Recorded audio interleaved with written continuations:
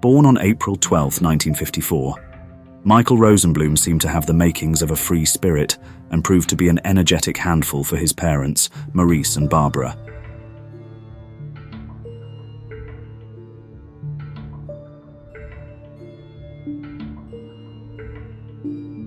This freewheeling and carefree approach to life started to lead young Michael down a dangerous path when he entered high school.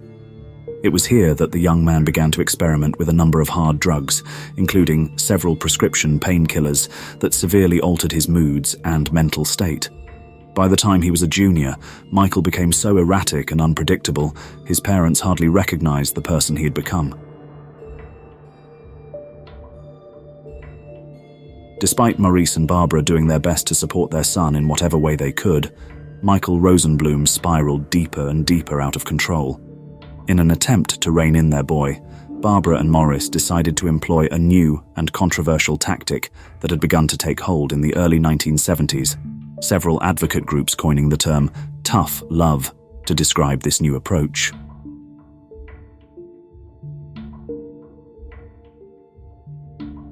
On the eve of Valentine's Day, 1980, Michael and his parents erupted into a heated argument. By that time, he had spent numerous occasions in and out of several drug rehab facilities.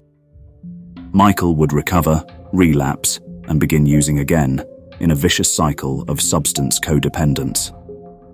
This time, when Michael yet again showed signs of using, Barbara and Maurice had finally had enough. Remembering what they had learned from the various tough love advocate groups, they ordered their son out of their house until he completely sobered up. He was not to return until he did. Feeling betrayed and out of options, Michael stormed out into the dead of night.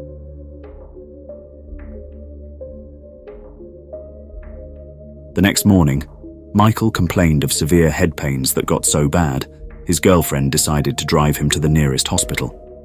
But once they arrived, he refused to be seen by doctors. His girlfriend spent the rest of the morning arguing with him in a vain attempt to get him to seek some kind of treatment. At a nearby gas station, she reported that Michael had left her stranded at the service station after hours of continued bickering. His last words, according to her, were as follows: "Go to my parents' house. I'll see you in 2 hours." After which, he drives off, never to be seen again.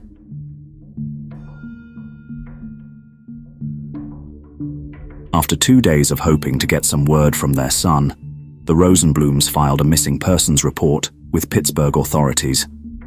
After 2 weeks of fruitless searching by police, Maurice Rosenblum decided to take matters into his own hands. Maurice was determined to leave no stone unturned. He posted a substantial reward for information, hit the streets doing interviews and handing out flyers.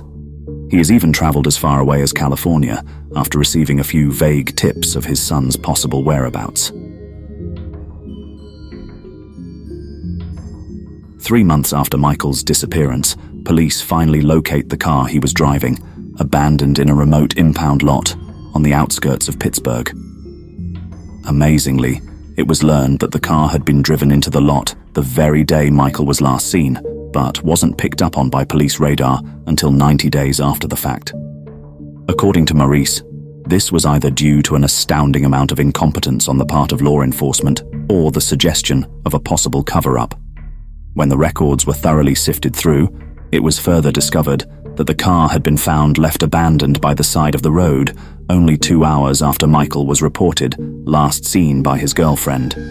2 of its tires had been blown out and the engine was cool, but Michael himself was nowhere to be found.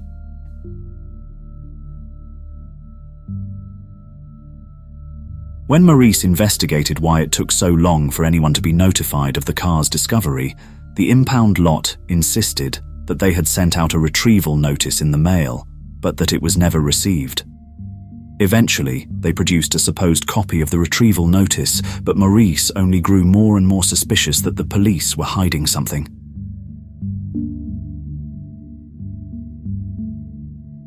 As Mr. Rosenblum intensified his probing into both his son's disappearance as well as a possible police cover-up, He claimed he received 2 mysterious phone calls from unnamed sources.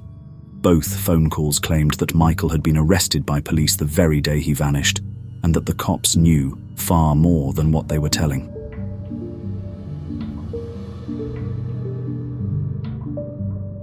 Some 6 months after Michael went missing, Baldwin Police, a small suburb of Pittsburgh, mysteriously issued a warrant for Michael Rosenblum's arrest, alleging that he had been involved in a robbery reported over 2 months after he disappeared.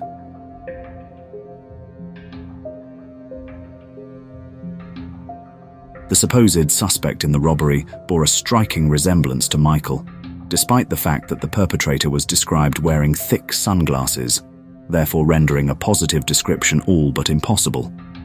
To the Rosenblums, this was further proof that Michael was the victim of an elaborate police cover-up.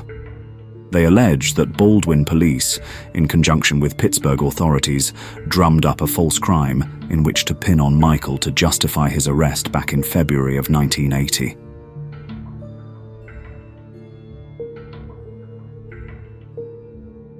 Several more years passed with no word, and the case of Michael Rosenblum went predictably cold.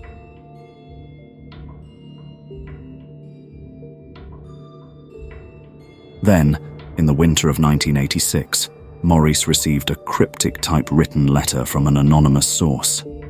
The letter contended that Michael's case was grossly mishandled by detectives, that he should speak with a woman named Margaret Jean Hazlett, who had worked as a dispatcher with the Baldwin Police back in 1980. Maurice tracked down Mrs. Hazlett, and she confirmed that the chief of police in Baldwin had ordered up a false retrieval notice for the car Michael had been driving. Furthermore, he ordered that the notice be backdated to just a day after the vehicle had been impounded, so that it matched the exact timeline of when authorities said they had sent out the notice. This led Maurice to a man named Fred Capelli, who had acted as the official assistant to the Baldwin chief of police.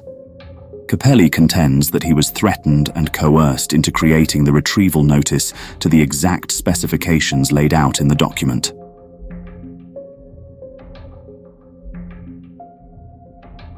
Armed with this new information, Maurice Rosenblum demanded that an official investigation be launched by Baldwin authorities. Under immense pressure from the Rosenblum family, the borough of Baldwin relented and dismissed their chief of police for tampering with a missing persons investigation. Only 2 months after his dismissal, an appeal was launched by the former chief's attorneys, and he was reinstated. The Board of Commissions cited that Fred Capelli was an unreliable witness. When questioned, several of the board trustees vehemently deny any type of cover-up and state that their decision was solely based on the evidence presented.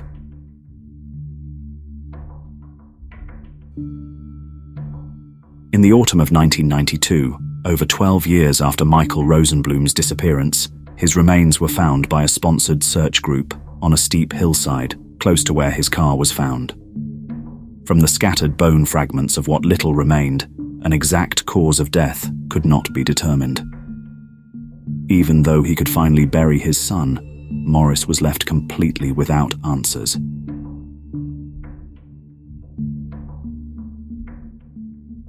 So we're left to ask ourselves, what happened to Michael Rosenblum the day he vanished? Why had the police so thoroughly botched the investigation into his disappearance? And most importantly, were the authorities involved in a sinister cover-up in his vanishing?